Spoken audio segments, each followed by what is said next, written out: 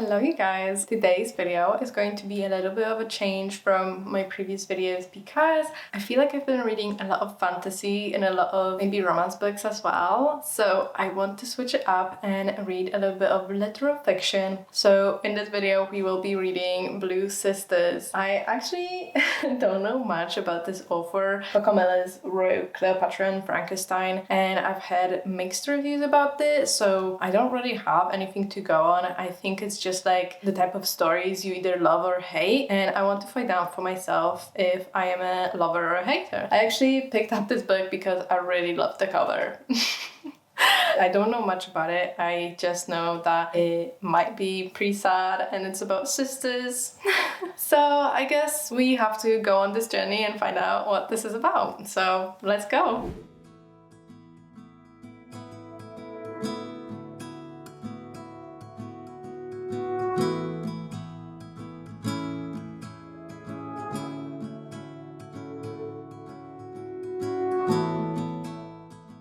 I'm on 70th page, and is it too early to say I love this book? I am very quickly falling in love. This book feels like your own friends in a way, or your own sisters. You go so deep into their heads and get to know them so thoroughly. It just feels like you know them in real life. You know them, or you are them. This reminds me of Gifted and Talented by Olivia Blake. I read it recently, and it's the same kind of style of writing.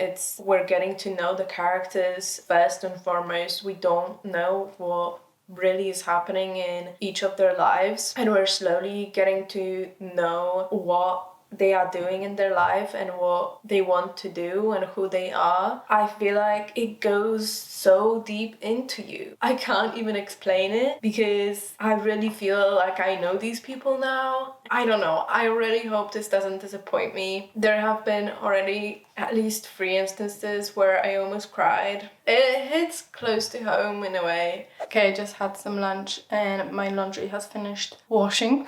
So let me put on my audiobook and let's go take out the laundry. I am enjoying this book quite a lot and it's so easy to listen to on audiobook, so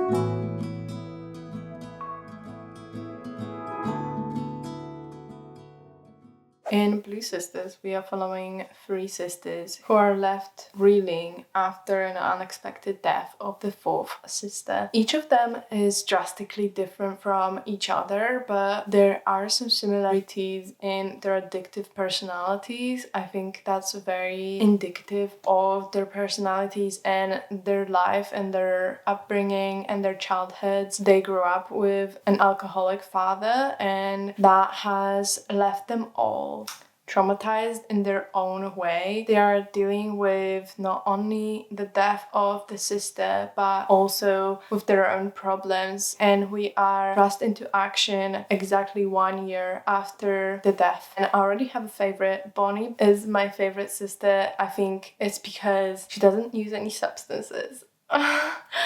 The other sisters have some serious problems. I shouldn't say that. But they are more prone to using substances and maybe abusing the substances. And me, I'm not much of a fan of that. So obviously I am leaning more towards the person that doesn't do that stuff. She is obviously dealing with her own stuff. She is a boxer turned bouncer because after the sisters' death, she is left devastated and she leaves everything, moves to LA from New York and changes her life. Avery is the oldest sister and she is a recovered drug user, and she is now a lawyer living in Hampstead Heath with her girlfriend. And then there is Lucky, who is the youngest, and she is a model. She has been a model from 15 years old. She has been all over the world, traveling by herself. As you can see, the parents, where are the parents? I feel like the parents being kind of more absent, not as hands-on in their childhood, and nowadays as well, that has a big impact on all of them. We don't really know how the death happened, what the death was. We don't really know much about the sister that died. We only know that she was a very girly, very womanly woman. And she has always wanted to be a mother. However, she was diagnosed with endometriosis, so the death might be related to that, but we'll see. I like how the instance is shrouded in mystery. We need to keep reading to find out what has happened and why some of the characters are going crazy.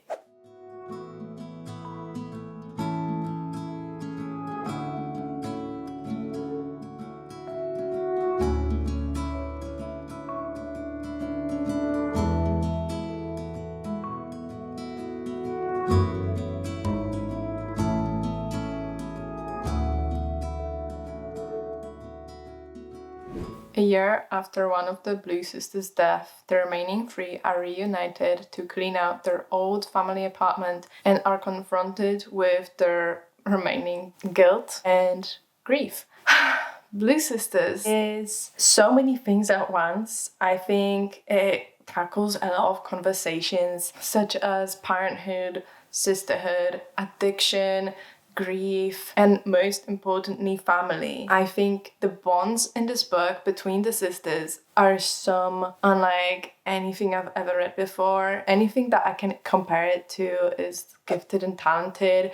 The bonds in that book remind me a little of this one, but this is so much more heavy in a way. I feel like you can see the bonds trying to bring the sisters together in this book. I think the storyline is a little bit jumbled, but it makes sense for what happens and who the sisters are at their core. These characters are self-destructive, messy, and toxic, and I did think I was going to hate it and hate them, but at the end of the book I can't help but feel a little love for them. You could see me at the beginning of the book, I thought I was going to absolutely love this book. Now I'm a little bit less in love. I think this book is too much, but also not enough at the same time, and that is why I'm giving this book 3.5 stars. I thought the addiction part was done really, really well. However, for me personally, heavy substance use, it has to be done really well, like I said before, for me to really enjoy it. Like, this was just very horrible to watch in a way. For me, that kind of took away from the story because I was just scared for my girl, alright? I was just scared. And I just don't enjoy those passages of addiction. It's just hard for me to read. But I can see how this book would be very cathartic to read, either for your own grief, your own addiction, your own sisters, but it wasn't for me.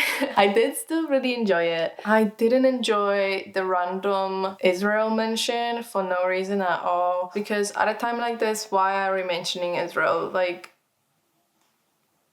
for no reason at all. It didn't have any reason. It didn't have any impact on the story or characters or plot. So yeah, I don't want to get into this in this video, but if not for that, I think I would have liked it even more. I did think it was not as sad as everyone was saying it was going to be. I did cry, but was it super sad? Was it so sad that I couldn't stop breathing while crying? No. It was sad as in I could relate to some of the passages and I could see myself in some of these passages, and it made me want to reach out to my mom and talk to my mom and be very grateful for my mom. Mom, shout out to you.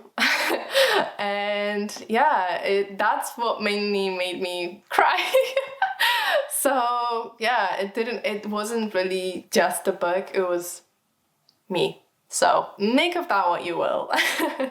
But it was very cool to read it. So thank you so much for watching, and I'll see you in the next one. Don't forget to like and subscribe. Bye!